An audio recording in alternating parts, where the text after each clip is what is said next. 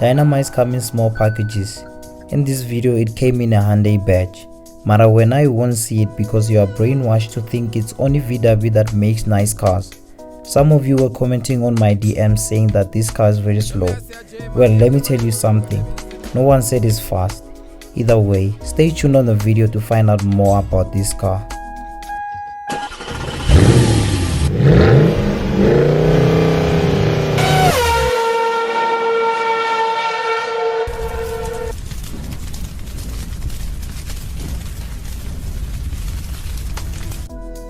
Today I have the one and only lucky packet. Yes, I call it the lucky packet because you get more for less. Allow me to introduce to you the 2022 Hyundai i20 1.2 motion. You won't believe me when I say this is the entry level i20. What you see is what you get.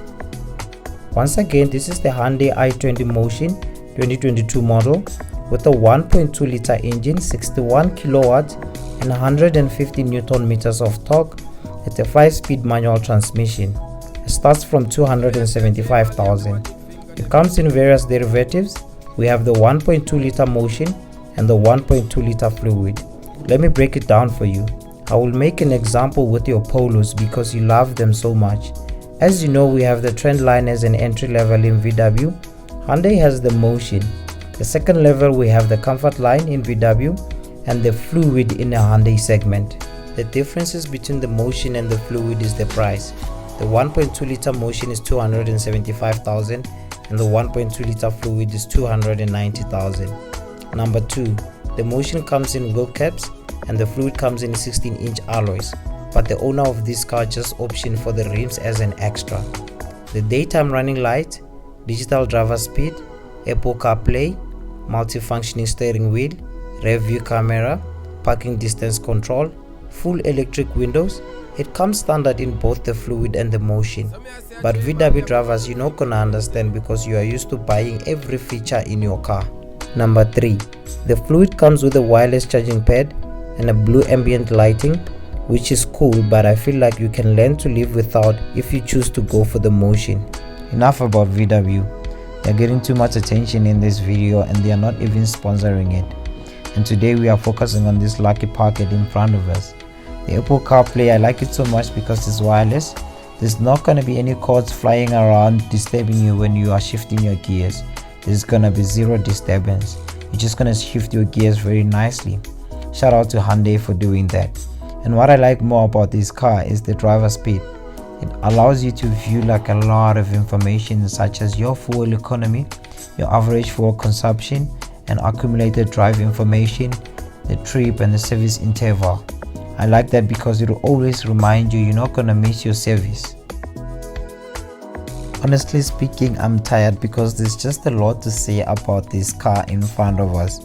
However, I have to deliver because I promised to deliver, and I don't want to look like the other political party who promised to deliver, but we don't see anything happening here. But I didn't mention any names. Let's continue with the video. Let's hop on into the car. The first thing that you see, you are welcomed by this huge space and digital system on the dashboard. And as you can see, the headroom I can say is fairly big enough. But one thing I didn't like about this car is the driver's seat. You cannot adjust the height. You can only recline or incline the back support. And one thing that the owner said they don't like about the driver's sun visor, it's not having the self-view mirror. For me, it's not a train smash. Imagine having to be always reminded of how ugly you look when you hop on into your car. That is self-inflicted nightmare. The seats are silky fabric, but you can get the leather seated interior if you option to go for the fluid model. And at the back, as you can see, the leg room is big enough, and this is the driving position of the owner. And by the way, he's a little bit taller than me. So just imagine if it was my driving position. I feel like the legroom created at the back will be a little bit more because I'm short. And what I like about this car, it comes with a panic handle for the passengers. So in case of an emergency, at least they have something to hold on to. The boot space is quite big, 311 liters. This is 16 liters more than the Polo boot space. The Polo boot space is 295 liters. 1 plus 1 equals to 2. Charcoal plus animal skin, you can draw the conclusion. For the slow learners, what I'm trying to say is this guy and me, same WhatsApp group. He's passionate about meat. He even made himself a head from the animal skin. Those who said this car is very slow, they were too quick to judge.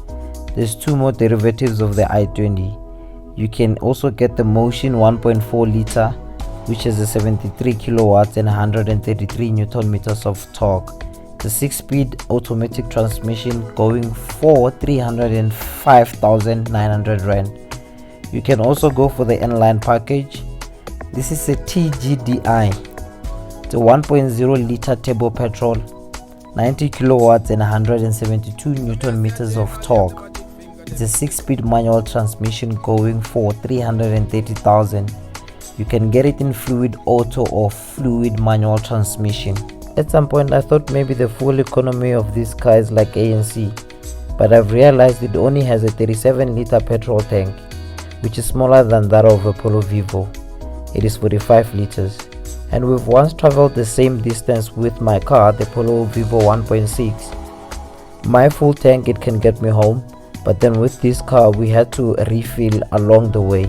Nonetheless, driving wise is very comfortable, most especially when you are driving on a bumpy road. I think the tires, they have an effect to this because they are big enough, so it handles very well.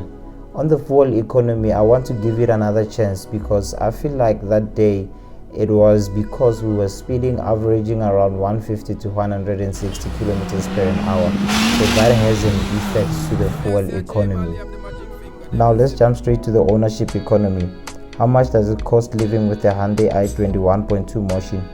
Financing this 275,000 car at the current prime rate of 11.75 over 72 months, you will pay roughly around 5,700 rand, but obviously it will depend on your risk profile, so I'm not gonna dwell much into this.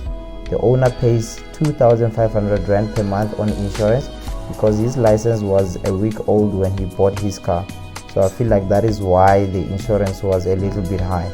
I did a risk analysis on my profile for the insurance, and my monthly premium was going to be 1,155 per month with an excess of 7,500 rand. With an excess of 5,000 rand, the monthly premium was 1,258 per month, which I think it's a great deal as compared to what I'm currently paying for on the 2019 1.6 Highline. I'm currently paying 1,384 per month with an excess of 5,000, and my license is almost 8 years old.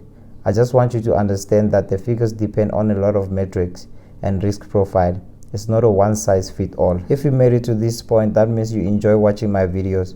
And please don't forget to like, comment, share and subscribe. It is the little thing you can do for this channel. Peace out.